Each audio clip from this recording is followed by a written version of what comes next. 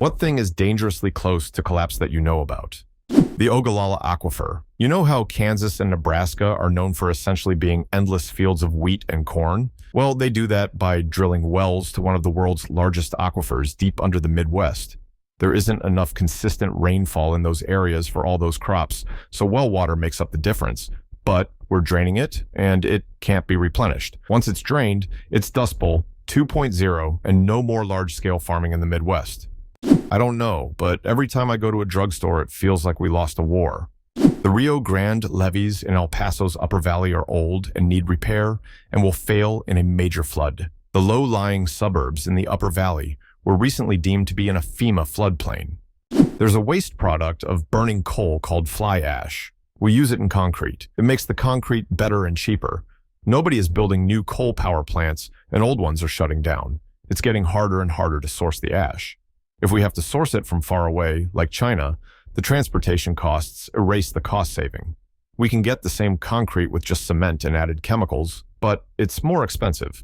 In 10 years, we probably won't be using it at all. It's a really minor thing that will have far-reaching consequences.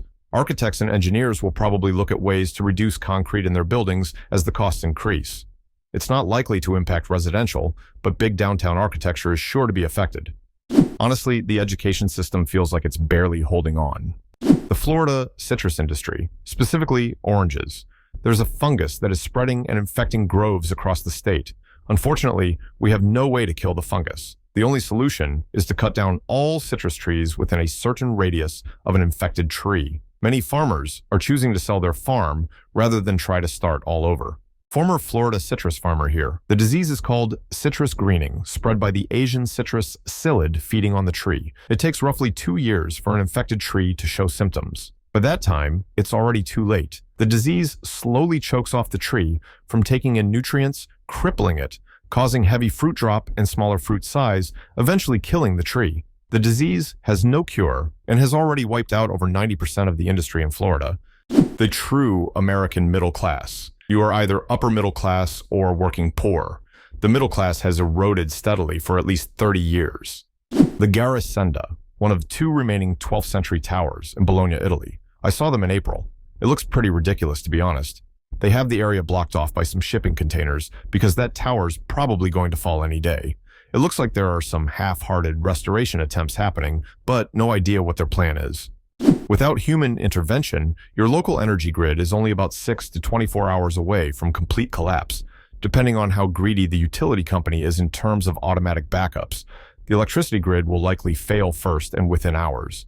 Other energy sources like city heat or natural gas will take longer because those rely less on active human inputs. You remember in the Last of Us TV show how Nick Offerman is in a Home Depot, the power goes out, and he remarks, "That was fast."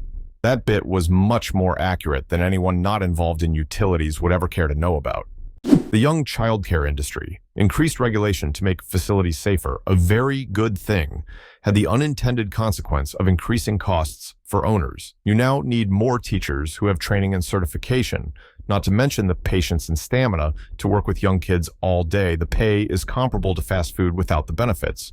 Owners have to find a way to pay teachers enough to retain them while keeping costs down so parents can afford to send their kids. It's damn near impossible without an infusion of government investments. I'm currently searching for a job and was shocked to see the local daycare was offering $14 an hour with no benefits to care for people's infants. A big gas station chain just built a new gas station in town and is paying $16 an hour and is offering $401k matching to ring up people's donuts and chips.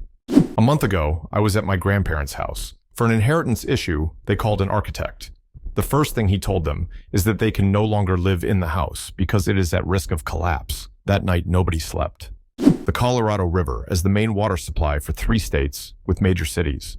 The 4th graders' little black market that they run from the girls' bathroom. I'm close to getting the kingpin. Nothing will get past this teacher. They sell Pokemon cards, pencils, snacks, and even sunglasses. I love that my students are quick enough to sell, but they have been guilty of price gouging. I want them to be driven, but not to be thieves. I grew very poor. I was my family's errand girl since I was 6. Every store in the neighborhood knew me. I got a job at one when I was 9. Got $5 every day to just stock stuff. I would buy a couple of items and resell them back to my fellow classmates. rinse, and repeat. With the profits, I would get my sisters and I pizza, Chinese food, or anything cheap to eat. My stepdad was a drug addict, and he didn't care for us. My mother was in the hospital with my little brother most of the time because he contracted tuberculosis and meningitis at age 2, so we would only see her every 4 days. She trusted our stepfather to watch over us and feed us. Welp, he didn't. So even if it was one meal I could provide a day for us with my little black market, it was enough. I just read your comment and thought of this. Antibiotic effectiveness. The Tower of Laundry I've been avoiding for weeks. The food chain. I'm still amazed no one is talking about the fact that insect biomass has declined by 47% and abundance declined by 61.5% over the last 35 years. In some areas, it's measured 75% decline in a single generation. This insect apocalypse is very bad. Don't just take my word for it. Indeed, most biologists agree that the world has entered its 6th mass extinction event, the first since the end of the Cretaceous period 66 million years ago, when more than 80% of all species, including the non-avian dinosaurs, perished.